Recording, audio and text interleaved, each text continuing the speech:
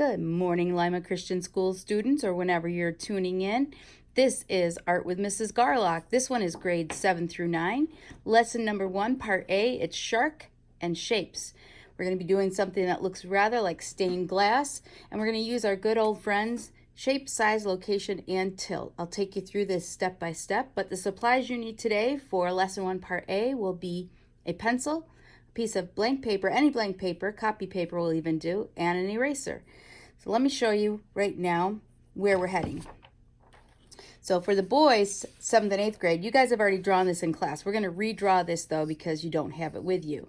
So this is our shark. I'm going to take you through this again using shape, size, location, and tilt.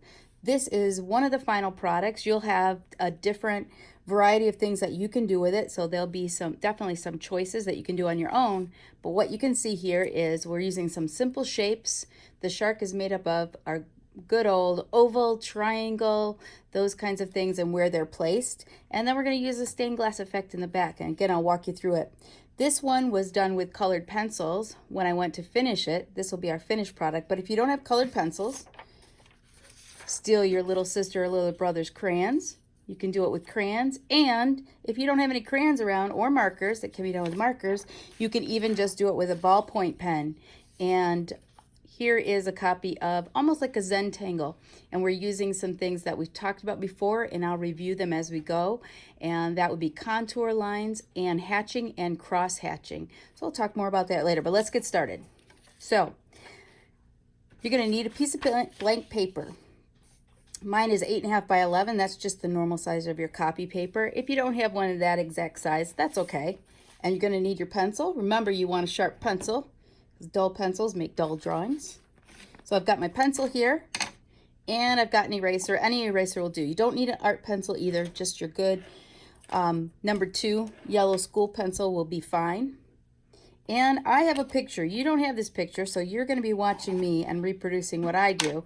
But this is what we're going to be using as our reference. And this is a cool reference that I got from one of my Instagram photographers of a shark.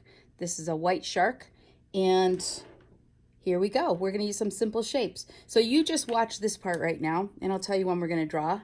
But remember, we're going to take this, and we're going to reduce it to its simplest shapes. So right now, I have to ask myself as an artist, okay, I've got a shark here. I don't want to think of it as a shark anymore. I want to think of it as shapes. So what's the first shape that pops out at me?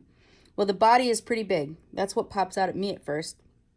And the body shape is, if I'm going to take it to either an oval, a triangle, a rectangle, a square, or a line, or a circle, it looks more to me like an oval. So I'm going to trace it as an oval, and you guys can just watch this. So I'm going to trace my oval here. Okay, there's my oval. And if you remember this, what we're going to do now is we'll take this from the simplest shapes and we'll continue to refine them. So what else is this shark made of? Well, I see a lot of triangles. You guys probably see that too. So I'm not going to trace them exact. I'm going to trace them to be their basic shape. So there's a triangle on his dorsal fin. And there's a triangle for his fins that he has to swim with there. And he's got a couple more triangles back here. So this is your shape. So remember, we do shape, size, location, tilt. So right now I have my shapes drawn. I'm going to help you draw these now on a piece of paper. So now it's your turn. I'm going to take this, and I am going to get rid of my photograph, because sometimes, remember, that confuses us more than helps us. So I'm going to put a piece of paper under here. And there is my simple shark, just made out of ovals and triangles.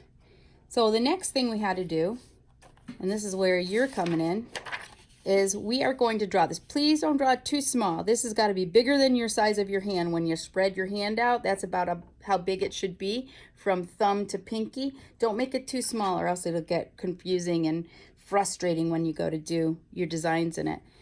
But the first thing I drew was an oval. So if I ask myself, okay, I have the oval, now I have to know that's my shape. I need to figure out my size. Well, I just told you the size. The size is about from your thumb to your pinky if you spread that out. So you can put that on your paper right now and just make a mark where your pinky and your thumb are. Okay? And that's about how big I want you to draw your shark. So there's our size. Now what about the location? I think the easiest thing for this is to put the location somewhere towards the middle of your paper. So I'm going to be dealing with it kind of in the middle. So there's the shape, the size, location, and then the tilt. Well, if I look at my shark, my original one, he didn't really have much of a tilt. Remember, we can figure out a tilt by taking a straight line and going right through the center of the shape that we're drawing. When I go to do that, he's pretty much horizontal. So what I'm going to do between those two lines, and I want you guys to do this too, is to go ahead and draw a straight line pretty much from that size end to end. So you can see I put a line down here for how big my hand was, but I want this to go straight. So if I looked at this, it would be the same length. It's just a nice straight line. Okay, nice straight horizontal line. Okay, there's our first step. Now we need to draw this oval. So we have shape, size, location, tilt, but here's the problem. I told you I wanted the shark this large. Right now I want to draw the oval. The oval's not the only thing that makes up the shark. There's the tail too. So on this size that I figured out with my fingers, I need to take off a little bit here and not draw in that area because that needs to leave room for the shark's tail. But now I have my placement for my oval. So got an oval. So as an artist, I ask myself, okay, it's an oval. Ovals are pretty easy, right? Well, are they? How fat is the oval? We see how long it is, but you can see it's a pretty skinny oval. So it's not a big chubby one. Otherwise, as the boys in 7th and 8th grade found out, it will look like we're going white tuna fishing, and that's not what we're doing. We're looking for a white shark, a great white. So if I look at this, I can see about how skinny this is, and I can see that the front end of it is rounded. The back end is rounded.